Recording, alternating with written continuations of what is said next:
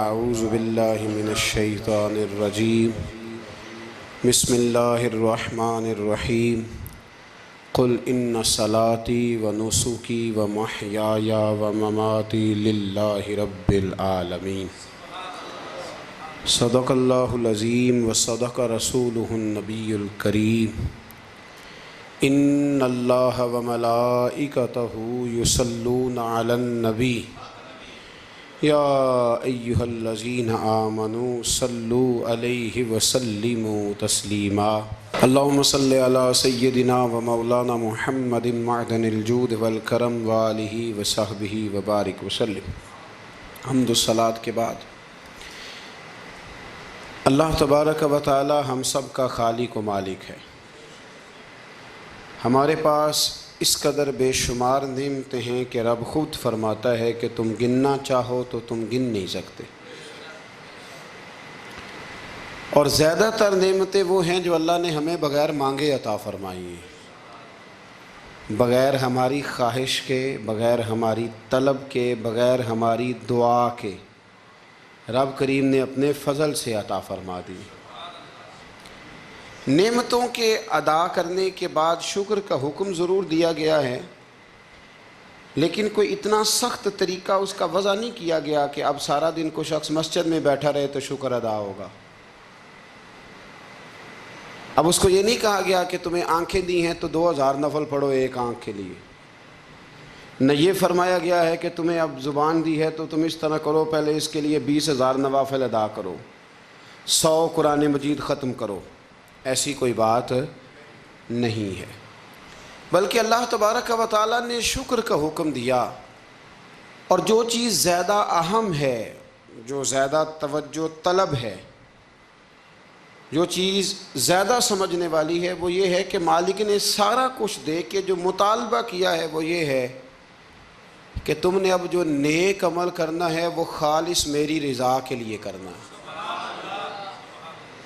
قل ان صلاتی و نسکی و محیای و مماتی للہ رب العالمین۔ محبوب فرما دیجئے بے شک میری نماز، میری قربانیاں، میرا دنیا میں رہنا اور میرا دنیا سے پردہ کرنا اس رب کے لیے ہے جو تمام جہانوں کا پالنے والا۔ ہمیں یہ حکم ہے کہ ہم جب بھی کوئی خیر کا کام کریں، جب بھی کوئی اچھا کام کریں، جب بھی کوئی بھلائی کا کام کریں تو اس میں نیت خالص کریں، ارادے خالص کریں۔ انسان کو جو اجر ملے گا نا قیامت کے دن، جو ثواب ملے گا وہ اس کی نیت اور ارادے پر ملے گا۔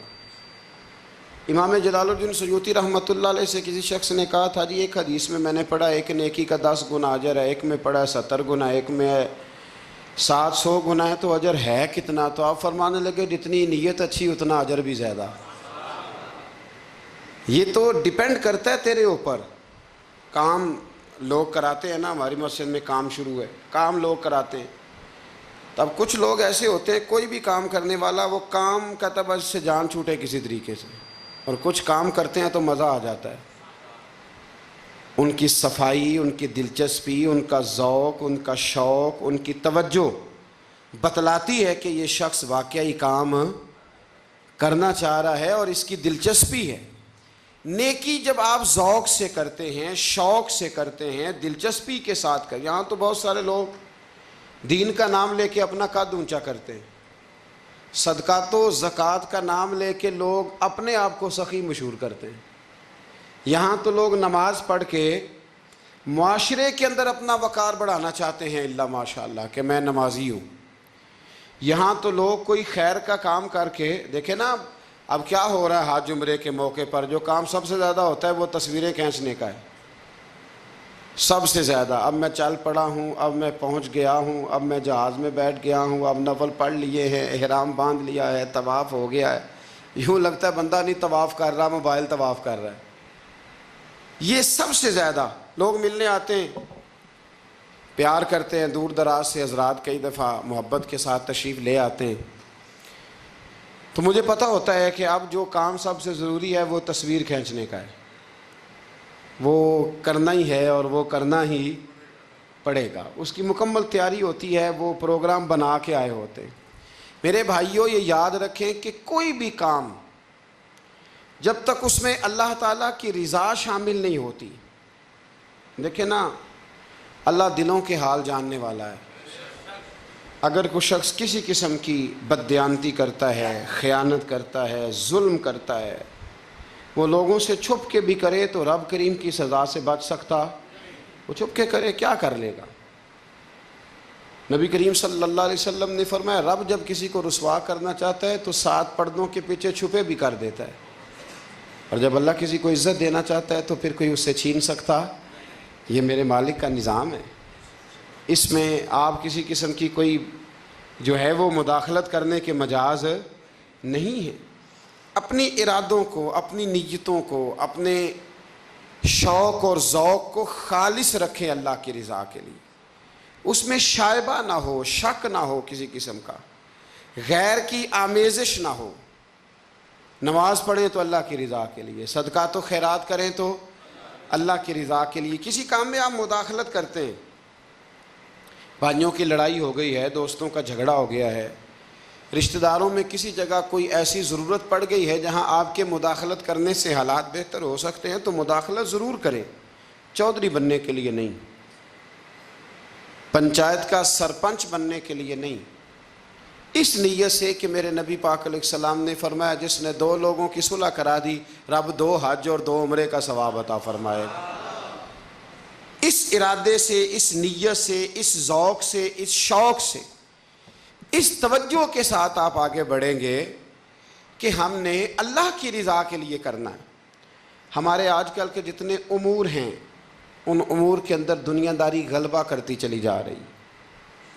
ہر کام میں دنیا داری کی آمیزش ہو جاتی ہے، نہ چاہتے ہوئے بھی، نہ ارادہ کرتے ہوئے بھی بہت ساری جگہوں پہ. اور دنیا داری اتنی غالب ہو گئی ہے کہ دنیا ہی دنیا نظر آنے لگ گئی ہے. دنیا ہی دنیا، یعنی کوئی چیز کیمرے کی آنکھ سے چھپ نہیں پا رہی، کوئی بات ایسی نہیں جس پر لوگوں کی نظریں نہ ہوں. کوشش کریں. اور عجیب بات یہ ہے کہ دنیا داری ہو، دولت ہو تو اس کو چھپا کے رکھا جاتا ہے، اور دین کی کوئی بات ہو اس کو نشر کرنا ضروری سمجھا جاتا ہے تاکہ لوگوں کو میرے تقوی اور میری پرہیزگاری کی خبر جلدی جلدی مل جائے. میرے نبی کریم علیہ الصلاۃ والسلام نے خالص اللہ کی رضا کے لیے ہر کام کرنے کا حکم دیا. سیدہ عائشہ صدیقہ رضی اللہ تعالیٰ عنہ راوی ہیں، الترغیب و ترہیب میں حدیث ہے. پیارے حبیب کریم سید عالم صلی اللہ تعالیٰ علیہ وسلم نے ارشاد فرمایا کہ حضور ایک دن مجمع، صحابہ کے مجمع میں حضور نے پوچھا بتاؤ اسلام کی سب سے مضبوط بنیاد کیا ہے؟ ایک صحابی نے کہا یا رسول اللہ نماز پڑھنا. 5 وقت لوگ جمع ہوتے ہیں، ایک دوسرے کا حال احوال پوچھتے ہیں، معاملات ہوتے ہیں.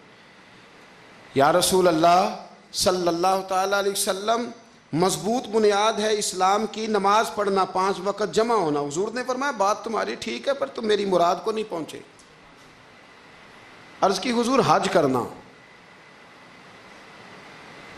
مختلف رنگ، مختلف نسلیں، مختلف قبیلے، مختلف بولیاں، لیکن جب حج کرنے پہنچے تو لباس بھی ایک ہی ہو گیا، گفتگو بھی ایک ہی، لبیک اللہم لبیک لبیک لا شریک لک لبیک ان الحمد والنعمت لک والملک لا شریک لک لبیک. ایک ہی صف میں کھڑے ہو گئے محمود و یاز، نہ کوئی بندہ رہا نہ کوئی بندہ نواز.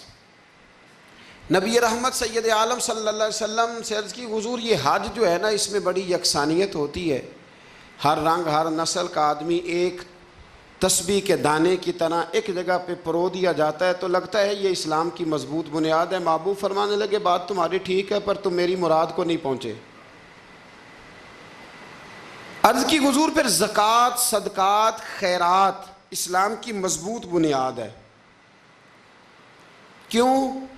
وہ اس لیے کہ غریب امیر کو دیتا ہے، امیر غریب کو دیتا ہے، اور غریب امیر سے لیتا ہے تو ایک رشتہ بنتا ہے، ایک تعلق بنتا ہے. محسن کا اور احسان مند کا بڑا گہرا رشتہ ہوتا ہے، بڑا ایک دوسرے سے پیار کرتے ہیں، ایک دوسرے کو چاہتے ہیں، ایک دوسرے کے لیے اچھے جملے بولتے ہیں، ایک دوسرے کے لیے ہمیشہ ان کے جذبات ٹھنڈے میٹھے اور اچھے ہوتے ہیں.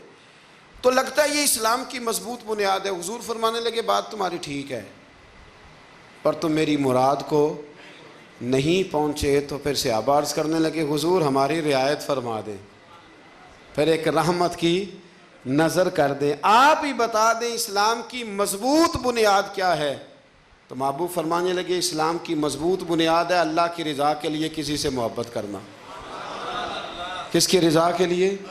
خالص اللہ کی رضا کے، اور اللہ کی رضا کے لیے کسی سے بغض رکھنا، عداوت رکھنا اللہ کی رضا کے لیے، محبت بھی اللہ کے لیے، عداوت بھی، ذاتی دشمنی کوئی نہیں، ذاتی اختلافات کوئی نہیں، ذاتی رنجشیں کوئی نہیں، ذاتی لڑائیاں کوئی نہیں، ذاتی جھگڑا کوئی نہیں، خالص اللہ کی۔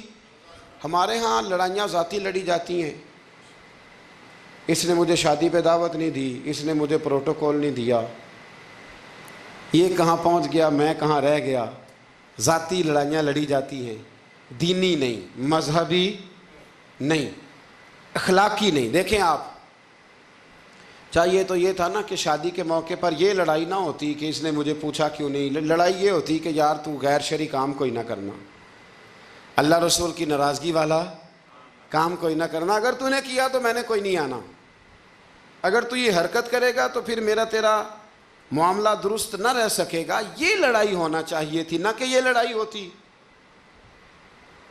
کہ مجھے بلایا کیوں نہیں، پروٹوکول کیوں نہیں دیا، اعزاز کیوں نہیں دیا۔ تو حضور نے فرمایا اسلام کی مضبوط گرہ، اسلام کی مضبوط بنیاد ہے اللہ کی رضا کے لیے محبت کرنا اور اللہ کی رضا کے لیے کسی سے عداوت رکھنا۔ حضرت موسیٰ کلیم اللہ علیہ نبینا علیہ الصلوۃ والسلام پر اللہ کریم نے وحی فرمائی کہ اے موسیٰ، اے میرے کلیم، میرے لیے بھی کوئی کام کیا ہے؟ عرض کی اللہ میں نے نمازیں پڑھی، روزے رکھے، تبلیغ کی۔ فرمایا وہ تو آپ کی ذمہ داریاں تھیں، وہ تو آپ نے اپنے لیے کیا، میرے لیے بھی کچھ کیا ہے؟ رب کریم نے پوچھا موسیٰ میرے لیے بھی کچھ کیا ہے؟ عرض کی اللہ یہ سارا کچھ، فرمایا مالک تیرے لیے کیا۔ کہا یہ تو آپ نے اپنے لیے کیا، آپ کی ذمہ داریوں میں شامل تھا، مالک تیرے لیے کیا ہے؟ فرمایا کسی بندے سے محبت کی ہے کہ یہ اللہ کا بندہ ہے، کسی بندے سے محبت کی ہے کہ یہ اللہ کا بندہ ہے، یا کسی کے ساتھ تمہاری صرف اس لیے ناراضگی ہو کہ یہ اللہ کا نافرمان ہے، اللہ رسول کا دشمن ہے، معاذ اللہ بے ادب ہے۔ میرے بھائی سمجھ لیں اچھی طرح اور اپنے دل کے کونے میں یہ بات بٹھا لیں کہ زندگی میں جو کام کریں وہ اللہ کی رضا کے لیے، چھوٹا سا بھی خیر کا کام۔ میرے رسول کریم علیہ السلام کا جو سب سے پہلا فرمان ہے نا بخاری میں، وہ یہ ہے کہ انما الاعمال بالنیات، تیرے عمل کا دار و مدار تیری نیت پر ہے، تیرے ارادے پر ہے۔ بنیاد تمہاری نیت ہے، بنیاد یہ ہے کہ تمہارا اندر سے اس کام کے لیے ذوق کیا ہے، شوق کیا ہے۔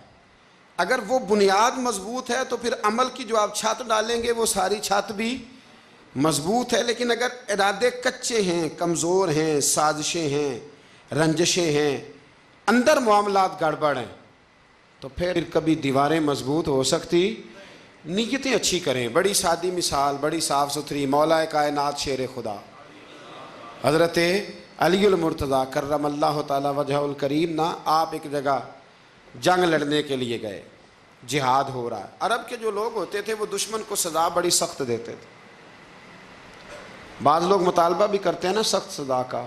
ہمارا سرائکی کا ایک شاعر ہے، وہ کہا کرتا ہے جے تنگ ہے ساڑی زندگی تو تے دے سخت سزا تیری جان چھٹے، ساکو مار نہ شاکر کستاں وچ یک لخت مکا تیری جان چھوٹے۔ عرب کے لوگ نا سخت سزا دیتے تھے، سخت، وہ اذیت دیتے، کبھی انگلی کاٹ دیتے، کبھی ہاتھ کاٹ دیتے۔ مختار سقفی نے جب امام علی مقام رضی اللہ تعالیٰ عنہ کے قاتلوں کو قتل کیا تو زیادہ تر کی گردنیں نہیں کاٹی تھی، بلکہ اس نے ہاتھ پیر کاٹ کے لوگوں کو جنگلوں میں پھینک دیا تھا، تڑپ تڑپ کے لوگ مر گئے۔ اسلام اس اذیت کا قائل ہے۔ اہل عرب اذیت دیتے تھے، بلکہ دشمن جب نڈھال ہو کے گر جاتا تھا نا تو اس پر گھوڑے دوڑا دیتے تھے، گھوڑے دوڑ جاتے تھے اس پر، لاشیں مسک کر دیتے تھے، ناک کان آنکھیں نکال ڈالتے تھے۔ ٹکڑے کرتے تھے وجود کے، اذیت دیتے تھے۔ تو جب کوئی آدمی کسی کے نرغے میں آ جاتا تھا نا، قابو میں آتا تھا، تو اس کی خواہش ہوتی تھی کہ میں مارنے والے کو غصہ دلاؤں تاکہ مجھے جلدی مار دے، اذیت نہ دے، تکلیف نہ دے، مجھے جلدی مار ڈالے، جلدی قتل کر ڈالے۔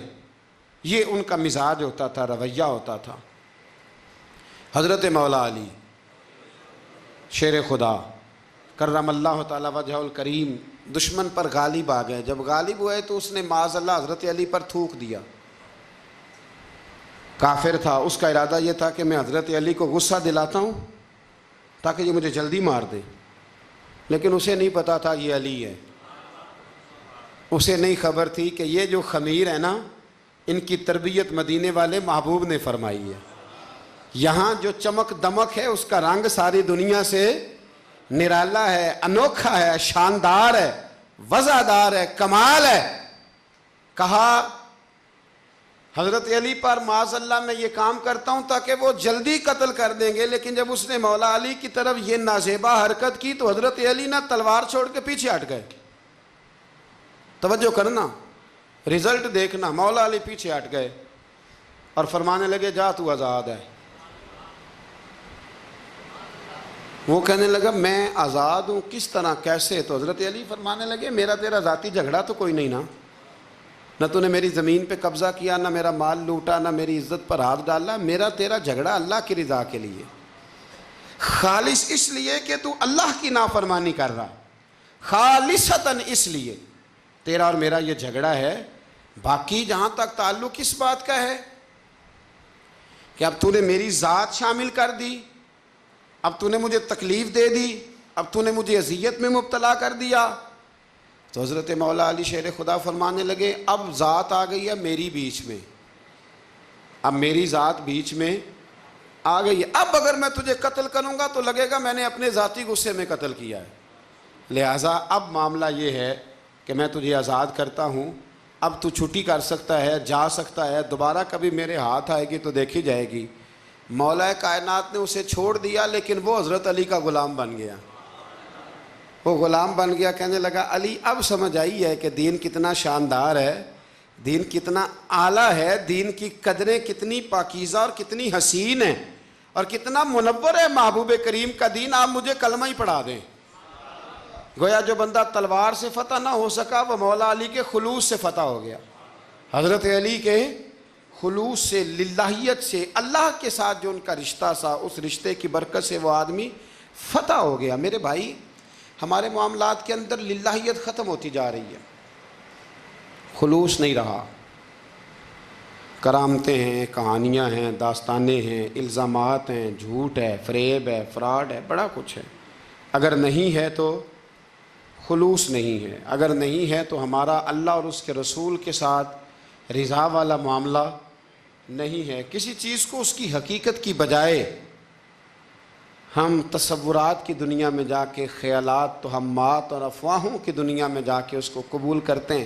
یاد رکھو جن لوگوں کی زندگیاں اللہ کی رضا کے لیے تھیں وہ لوگ بڑے اچھے تھے، بڑے خوش بخت تھے، بڑے خوش نصیب تھے، انہیں بدر کے میدان میں گردنیں کٹانے میں بھی بڑا ہی مزہ آیا تھا انہیں۔ آپ دیکھیں نا احد کے میدان میں جانے دینے میں بھی انہیں بڑا مزہ آیا۔ جب آدمی میں خلوص ہوتا ہے تو اس کے لیے جان قربان کرنا بھی آسان ہو جاتا ہے، لیکن جب خلوص نہیں ہوتا پھر گفتگو ہوتی ہے، پھر باتیں ہوتی ہیں، پھر داستانیں ہوتی ہیں، پھر کہانیاں ہوتی ہیں، پھر لب و لہجہ ہوتا ہے، پھر منصوبہ سازی ہوتی ہے، پھر ہیلے بہانے، پھر سغرے کبرے جوڑ کے لوگ کہانیاں اور داستانیں بناتے ہیں۔ خلوص اور للہیت کے ساتھ اللہ کی بارگاہ میں جھکیں، عبادتوں کا، ریاضتوں کا، تلاوتوں کا جتنا اللہ ہمیں موقع دیتا ہے اس میں خلوص شامل کرنے کی کوشش کریں، للہیت شامل کرنے کی کوشش کریں، اللہ کی رضا شامل کرنے کی کوشش کریں۔ میرے نبی رحمت صلی اللہ تعالیٰ علیہ وسلم نا حضرت معاذ ابن جبل کو جب یمن کے لیے روانہ کرنے لگے تو رسول پاک علیہ السلام نے بڑی نصیحتیں فرمائیں۔ ان نصیحتوں میں درد بڑا تھا، کیوں؟ اس لیے کہ حضور نے انہیں بتلایا تھا کہ جب تم واپس آؤ گے تو میری تمہاری ملاقات نہیں ہوگی، تم میری قبر سے گزرو گے، اکھاں جدوں میٹیاں زمانہ مینوں روے گا۔ ਆਪਣਾ ਤੇ ਆਪਣਾ ਬੇਗਾਨਾ ਮੈਨੂੰ ਰੋਵੇਗਾ। ਜਦੋਂ ਨਾ ਮੈਂ ਦਿਸਿਆ ਮੈਂ ਖਾਰਾਂ ਨੂੰ ਮੈਖਾਨੇ ਵਿੱਚ, ਜਾਮ ਟੁੱਟ ਜਾਣਗੇ ਤੇ ਮੈਖਾਨਾ ਮੈਨੂੰ ਰੋਵੇਗਾ। ਕਈ ਲੁੱਕ ਲੁੱਕ ਰੋਣਗੇ ਤੇ ਕਈ ਬੁੱਕ ਬੁੱਕ ਰੋਣਗੇ। ਗਲੀਆਂ ਦਾ ਅਜਾਣਾ ਤੇ ਸਿਆਣਾ मैनू रोवेगा।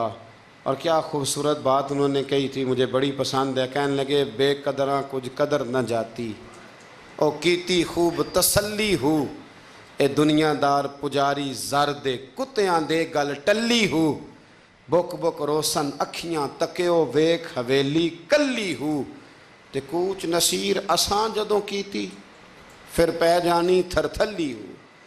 कूच नसीर असां जदों कीती, फिर पै जानी, फिर कमाल हो जाएगी। बाद मरन दे मुखड़ा मेरा हो जावे जे ताज़ा, फिर समझ लेना महबूब मेरे ने आन पढ़े है जनाजा। हज़रत मुआज़ इब्न जबल रज़ी अल्लाह ताला अन्हु से हुजूर ने फरमाया, मुआज़ जब तुम वापस गुजरोगे ना तो मेरी कब्र के पास से गुजरोगे, मुलाकात नहीं होगी। तो वो जो नसीहतें थी ना उस मौका पर, जब आप गोया किसी से आखिरी मुलाकात कर रहे होते, उन नसीहतों के अंदर जो हुस्न होता है, कमाल होता है, वो तो जाते जाते की बात, लै सजना असां तोड़ नहीं पाई, तो जान ही दिती राह तेरे, वो जो जाते जाते की गुफ्तगू होती है, वो जो अंदाज़ होता है, बड़ा कमाल होता है। और उसकी गहराई और गहराई को वो समझ सकता है जिसको वो लम्हे मुयस्सर आते, जो उस वक़्त उस मकाम पे खड़ा होता है। हज़रत मुआज़ इब्न जबल रज़ी अल्लाह ताला अन्हु तड़प के रोए, कहा हुजूर क्या फरमा रहे हैं? हुजूर कोई ख़ास नसीहत? तो नबी पाक ने बड़ा कुछ फरमाया। एक जुमला हुजूर ने यह कहा, मुआज़ अमल जितना भी करना खुलूस के साथ करना। और महबूब ने फरमाया, तेरा खुलूस के साथ किया हुआ थोड़ा अमल भी रब की बारगाह में ज़्यादा बना के तेरे लिए ज़रिया निजात बन जाएगा। जितना भी करना करना खुलूस के साथ करना, बोलिए खुलूस के साथ करना, लिल्लाहियत के साथ करना, उसके अंदर कोई कमज़ोरी ना आने पाए। लिल्लाहियत के साथ, खुलूस के साथ, रवादारी के साथ, प्यार के साथ करना। मेरे भाइयों, ये समझने का मकाम होता है कि जब हम अल्लाह और उसके रसूल सल्लल्लाहु अलैहि वसल्लम की रज़ा के लिए कोई अमल करते हैं तो उसका भी हमारे दिल को पता होता है, और जब अंदर रियाकारियाँ होती हैं तो हमारे दिल को उसका भी पता होता है। हमें दोनों बातों की खबर अब हमें खुद सोचना है, हमें खुद फ़िक्र करनी है, गौर करना है कि हमारा अंदाज़। एक बुज़ुर्ग थे, इमाम गज़ाली ने लिखा है, उन्होंने 7 साल पूरे पांचों नमाज़ें जमात के साथ पढ़ी और पहली सफ़ में तकबीर उला के साथ पढ़ी। 7 दिन नहीं पूरी पढ़ी जाती पांचों नमाज़ें पहली सफ़ में पहली तकबीर के साथ। 7 पहली सफ़ में तकबीर उला कहते हैं, इमाम ने अल्लाह अकबर कहा पहली तकबीर में, तो हमने भी साथ ही अल्लाह। पहली सफ़ में 7 साल तक पांचों नमाजें तकबीर उला से, बहुत बड़ा कारनामा है, बहुत बड़ी बात है। मतलब बंदा यहाँ से उठ के आते, वुज़ू करते, कोई मामला आ गया, कोई मतलब उसको हाजत हो गई इस्तंजा वुज़ू की, तो वो टाइम निकल जाता है। कई दफ़ा ऐसे होता है।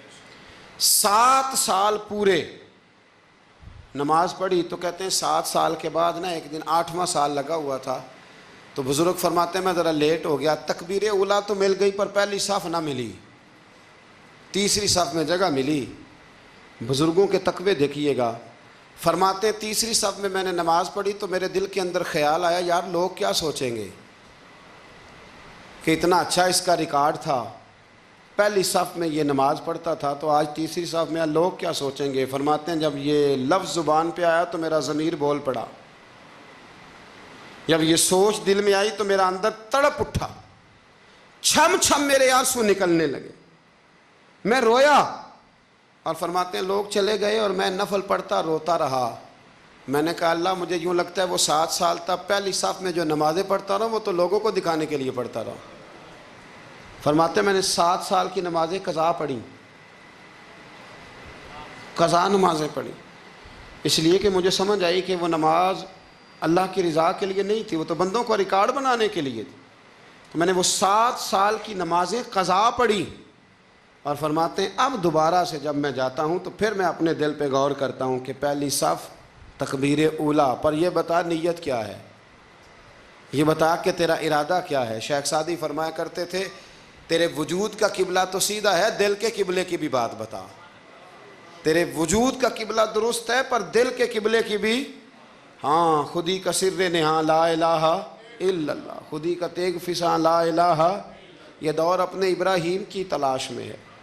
صنم کدا ہے جہاں لا الہ الا اللہ، صنم کدا ہے جہاں لا الہ الا اللہ، اور اگرچہ بت ہیں جماعت کی آستینوں میں پر مجھے ہے حکم ازاں لا الہ الا اللہ۔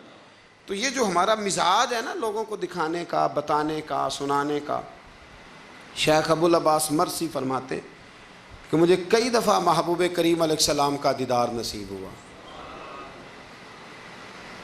میرا اور حضور کا معاملہ تھا، پھر میں نے لوگوں کو بتانا شروع کر دیا۔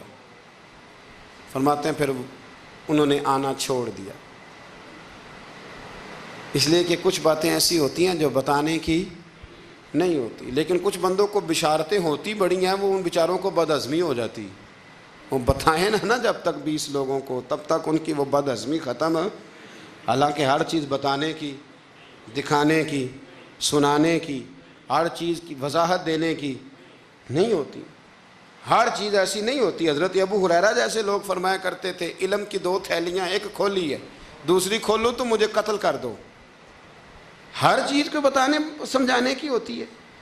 تو خلوص دیکھیں کتنا ہے اس میں، للہیت کتنی ہے، اللہ کی رضا کتنی۔ الحمدللہ تعالی اس مہینے سے جو جولائی کا ہے، میرے خیال ہے 4-5 جولائی سے حج کی فلائٹ شروع ہو جائیں گی انشاءاللہ تعالی۔ خوش نہیں ہوئے آپ سن کے؟ جو جا رہے ہیں رب ان کا قبول فرمائے، اور جو رہ گئے اللہ انہیں موقع عطا فرمائے۔ ای سعادت بزور بازو نیست تا نہ بخشندہ خدائے بخشن، یہ سعادتیں بازو کی قوت سے نہیں ملتی، تبھی ملتی ہیں جب اللہ عطا کرتا ہے، جب رب اپنے فضل سے عطا کرتا ہے پھر یہ سعادتیں ملتی ہیں۔ لوگ حج کے لیے جا رہے ہیں، اور آپ کو پتہ ہے حج بھی آج کل ساتھ ساتھ حج ہوتا ہے، ساتھ ساتھ سیلفی ہوتی ہے، آخر تک چلتا ہے۔ ایک بزرگ تھے حضرت ابو مرتعش ان کا نام تھا، وہ فرماتے ہیں میرا 4تھا-5واں حج تھا، نفلی حج کرنے کے لیے میں جا رہا تھا، تیاری میری مکمل ہو گئی تھی، 2-4 دنوں میں میری روانگی تھی، ارادہ میرا مضبوط تھا، معاملات سارے طے ہو گئے تھے، بس میں جانے کے قریب تھا۔ فرماتے ہیں کہ میں ایک دن گھر میں بیٹھا تھا، کریں اماں جی نے نا کہا بیٹا ذرا پتر ذرا پانی کا پیالہ دینا۔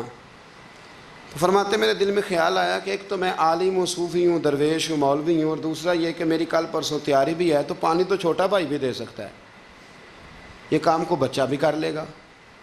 میں نے چھوٹے کو اشارہ کیا ذرا پانی دینا، وہ گیا اور مٹکے سے پانی بھر کے اماں کو دے دیا۔ کہتے ہیں جب اس نے اماں کو پانی دیا نا تو میرے اندر پھر مد و جزر شروع ہوا، پھر میری ضمیر کی آوازیں اٹھنے لگیں، پھر اندر سے بلندی ہونے لگی، پھر آوازیں آئیں، اور پھر میں نے اعلان کیا، میں نے کہا اوہو یہ کیا ہوا، سینکڑوں اور ہزاروں میل حج کرنے کے لیے جانا میرے لیے آسان ہے، اور یہ 2 قدم اماں کو پانی دینا میرے لیے مشکل ہے، یہ کیا بات ہوئی؟ حالانکہ حج کرنے سے بھی اللہ نے راضی ہونا تھا، اور اماں کو پانی پلانے سے بھی اللہ نے راضی ہونا تھا، پر یہ میں کس جگہ کھڑا ہو گیا ہوں کہ سینکڑوں میل اور ہزاروں میل جا کے حج کرنا میرے لیے آسان ہے، لیکن پانی بھر کے لانا میرے لیے مشکل ہے۔ چند قدموں کے فاصلے پہ مٹکا پانی کا پڑا ہے۔ فرماتے ہیں بس اسی وقت پھر مجھے سمجھ آئی کہ وہ حج میں لوگوں نے ذرا حاجی حاجی کہنا ہے نا، حج میں لگا شور اٹھے گا نا کہ چھٹا حج کر کے آیا ہے، حج میں ذرا آوازیں اٹھیں گی نا ماشاءاللہ کیا بات ہے، پھول ڈلیں گے اور پتیاں گریں گی اور نام ہوگا، لیکن اماں کو پانی دینے سے کسی نے اعلان تو نہیں نہ کرنا، شاباش تو نہیں نہ دینی، کسی بندے نے آواز تو نہیں نہ اٹھانی۔ فرمایا میں اسی وقت اسی لمحے اٹھ کے ماں کے قدموں میں بیٹھا اور پیر پکڑ کے کہا اماں مجھے معاف کر دے۔ اماں کہنے لگی بیٹے کیا ہوا؟ میں نے کہا اماں مجھے سمجھ آ گئی، آج میرا نفلی ہے، میں اس سال نہیں جاؤں گا، اگلے سال جاؤں گا، اب یہ پورا سال میں تیری نوکری کروں گا، میں تیری خدمت کروں گا، تیرے پیر دباؤں گا، تیرے لیے کھانا لاؤں گا، میں تیری ڈیوٹی کروں گا، اس لیے کہ مجھے سمجھ آئی ہے کہ نیکی کا تصور اصل میں ہے کیا۔ ہم بالعموم وہ نیکی کرنے جا رہے ہوتے ہیں جو نیکی بھی ہوتی ہے اور دنیا میں اس کا نام بھی ہوتا ہے، تذکرہ بھی ہوتا ہے، اس کی وجہ سے ہمارا قد بھی اونچا ہو رہا ہوتا ہے۔ حالانکہ نیکی کا تصور تو بڑا چھوٹا سا ہے، کل معروف صدقہ، مسکرا کے ملنا بھی نیکی، رزق حلال کما کے بچوں کو کھلانا بھی نیکی، گلی سے پتھر اور کانٹا اٹھا دینا بھی نیکی۔ پر ہمیں تو کوئی لمبی چوڑی نیکی چاہیے، کوئی بڑی نیکی چاہیے۔ اس لیے بہت سارے ایسے لوگ ہیں جو نیکیاں ان کی پہنچ میں ہوتی ہیں وہ نہیں کرتے۔ وہ محرم کے ایام میں نا ایک جگہ پہ حاضری کا موقع ملا، تو وہاں ایک صاحب کہہ رہے تھے ہم مریں گے، لڑیں گے، جانیں دیں گے، قربانی دیں گے، ہم امام علی مقام کی سنت ادا کریں گے، سارا کچھ کریں گے۔ تو بعد میں وہ میرے پاس بیٹھے تو میں نے انہیں کہا کہ جب جنگ کا موقع آئے گا تو انشاءاللہ لڑیں گے، جانے بھی دیں گے، پر ابھی آپ یہ کام کریں کہ امام حسین ایک رات میں پورا قرآن پاک پڑھا کرتے تھے، یہ والی سنت امام حسین کی شروع کریں، یہ والی سنت ابھی آپ سٹارٹ، جب وہ موقع آئے گا تو انشاءاللہ وہ کام بھی کریں گے۔ تو یہ والی سنت آپ سٹارٹ کریں امام صاحب کی۔ امام صاحب 100 نفل پڑھا کرتے تھے فرض نماز کے علاوہ روزانہ، 100 رکعت نماز نفل، تو آپ یہ والی سنت امام حسین کی شروع کریں نا، تو جب کربلا سجانے کی باری آئے گی تو پھر کربلا بھی سجا لیں گے۔ لیکن ہم نے یہ والے کام نہیں کرنے، نمازیں 5 پوری نہیں پڑھنی، ہم نے تو صرف کربلا والی سنت ادا کرنی، نعرے لگانے ہیں، وہاں تک پہنچنا ہے۔ میرے عزیز یاد رکھیں، اللہ کی رضا ہر جگہ پیش نظر ہو۔ میرے رسول کریم صلی اللہ تعالیٰ علیہ وسلم کی عالی مرتبت خدمت میں ایک جنگ کے موقع پر صحابہ نے عرض کیا تھا کہ یا رسول اللہ صلی اللہ تعالیٰ علیہ وسلم، فلاں آدمی بڑی ہمت سے لڑ رہا ہے، جہاد کر رہا ہے، بڑی بات ہے۔ تو حضور نے فرمایا یہ جہنمی ہے، جہاد کر رہا تھا، توجہ ہے میری بات پر؟ حضور نے فرمایا یہ جہنمی ہے، یہ دوزخی ہے، یہ بندہ جنتی نہیں۔ جب سرکار دو عالم صلی اللہ تعالیٰ علیہ وسلم نے یہ بات ارشاد فرمائی تو صحابہ کہتے ہیں ہمیں تجسس ہوا کہ یہ کیا بات ہوئی، اتنی ہمت سے، جوان مردی سے، اتنی وہ دلیری سے لڑ رہا ہے اور حضور نے فرما دیا دوزخی ہے۔ کیسے دوزخی کیسے؟ تو ایک صحابی کہنے لگے میں اس کا پیچھا کرنے لگا، جب پیچھا کرنے لگا تو اس پر نا کچھ زخم کاری لگ گئے تھے، زخم گہرے تھے، وہ زخموں کو برداشت نہ کر سکا اور ایک مقام ایسا آیا کہ اس نے خود اپنے پیٹ میں خنجر لگا کے، پیوست کر کے، خنجر مار کے یا تلوار مار کے یا نیزہ مار کے اس نے خودکشی کر لی، زخموں کی تاب نہ لا سکا۔